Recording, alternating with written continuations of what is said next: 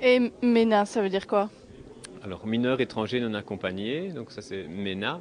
Donc ce sont des jeunes qui arrivent en Belgique sans leurs parents. Donc ils ont moins de 18 ans, ils viennent de l'étranger hors communauté européenne.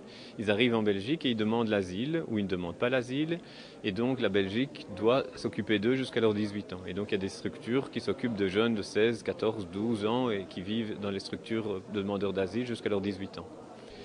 L'enjeu, donc, comme je l'ai dit, c'est un public vulnérable. Et je pense que c'est un public de la population de Charleroi, de Namur, enfin, que quand on dit MENA, voilà, vous venez de me poser la question, les gens ne savent pas ce que c'est. Or, c'est une réalité qui est très touchante, parce que ce sont des jeunes de 16 ans, 17 ans, qui quittent leur famille, qui n'ont peut-être plus de famille, que les familles sont décédées, disparues, et qui arrivent chez nous en Belgique. Et donc, ces jeunes, si on ne s'en occupe pas, et si on ne fait rien avec eux, mais qu'est-ce qu'ils vont faire? Qu'est-ce qu'ils vont devenir? On a déjà des pistes de réponse. Ils sont de la rue, qu'est-ce qu'ils font? Comment ils peuvent survivre? Et donc le but de la journée d'aujourd'hui, c'est essayer de conscientiser un maximum de personnes sur ce que c'est un MENA, d'échanger les bonnes pratiques, d'échanger les savoirs. Ça, c'est déjà une première base, qui est déjà un gros point pour nous. Est-ce que vous pourriez nous présenter cette journée, les MENA des jeunes comme les autres?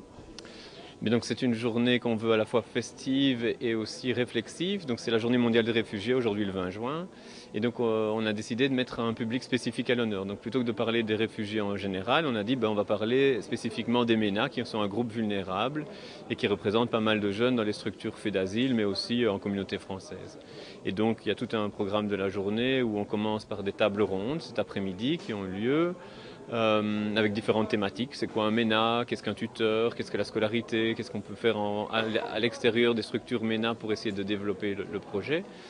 Donc ça, c'est sur le réflexif. Et puis après, il y a le festif, où il y a un goûter préparé par les MENA, il y a des photos, il y a un atelier conte, il y a un barbecue, et puis une soirée marguerite. Donc c'est-à-dire que chaque pétale va représenter un domaine, comme le jump, le cirque, voilà, différentes animations et puis un film et une soirée dansante.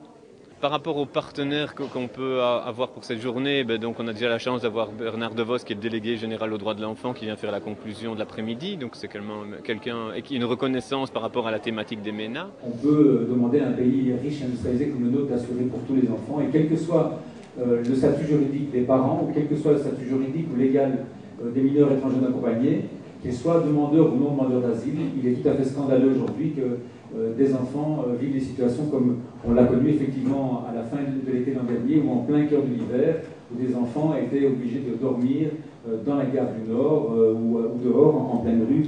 C'est tout à fait incorrect. On a Yves Polomé qui est directeur général adjoint à la jeunesse, et puis on a différents intervenants qui sont aussi de renommée, ou des tuteurs, ou des travailleurs du secteur. Et alors on fait cette journée-ci en partenariat avec tous les centres régionaux d'intégration. Donc à la fois le CRIC, à la fois le CAI, ceux de Mons, ceux de Liège, ceux du Brabant wallon. Et donc c'est vraiment riche. Et il y a aussi le plan de cohésion sociale de Florène qui nous aide aussi au niveau de la logistique. Donc c'est cette richesse qui fait qu'il y a autant de personnes qui viennent et qui sont motivées par la thématique. Pouvez-vous nous parler un petit peu du centre de fait d'asile de Florène? Il existe maintenant depuis à peu près 20 ans, a commencé petit et un peu dans le bricolage, au moment où le petit château n'a plus pu absorber une population de demandeurs d'asile à l'époque où le mur s'est écroulé, donc c'était quoi, 92, donc oui, on va y être. Et le centre a commencé avec un bâtiment, puis deux, puis trois, puis quatre, et aujourd'hui on accueille jusqu'à 385 personnes, un public mélangé, donc des familles avec enfants, donc couples avec enfants, voire même avec des grands-parents. On accueille aussi des hommes isolés, ils sont à peu près une centaine, et aussi un public de mineurs étrangers non accompagnés, donc les MENA, qui sont 40, garçons et filles accueillis également chez nous. C'est vrai que c'est méconnu parce que les gens ne viennent pas spontanément nous rencontrer, donc c'est un peu aussi l'idée derrière ce genre d'initiative, c'est d'inviter les gens finalement par eux-mêmes à venir rencontrer notre public, donc les résidents et les professionnels qui travaillent et qui satellitent autour de l'accueil en Belgique des demandeurs d'asile.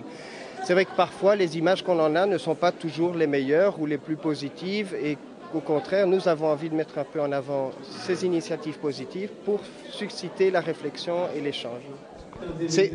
C'est aussi une initiative qui favorise les rencontres avec les professionnels du secteur, bien entendu, mais l'idée à un moment, c'est que ça fasse tasse d'huile. Et donc même que des professionnels qui ne connaissent peu ou pas finalement la problématique de l'accueil des demandeurs d'asile puissent en tout cas se familiariser avec le type de fonctionnement d'une structure d'accueil comme celle-ci. Mais donc, quelques-uns des opérateurs que le CRIC, par exemple, fréquente, peut vous téléphoner et vous dire, voilà, moi j'aimerais bien venir vous rencontrer. Est-ce que c'est possible? C'est tout à fait possible et on essaye de l'organiser de plus en plus, soit avec des échanges, c'est-à-dire que du personnel de chez nous vont rencontrer d'autres professionnels qui font autre chose dans un autre secteur, et on invite bien sûr les professionnels à venir chez nous pour voir un petit peu comment ça fonctionne, comment on est organisé. C'est vrai que le centre d'accueil de Florine est le plus grand centre francophone, en tout cas wallon, et voilà, ça a l'air d'être un mammouth, mais finalement quand on s'y intéresse de près, c'est une grosse structure mais qui fonctionne pas mal. Merci. Merci à vous.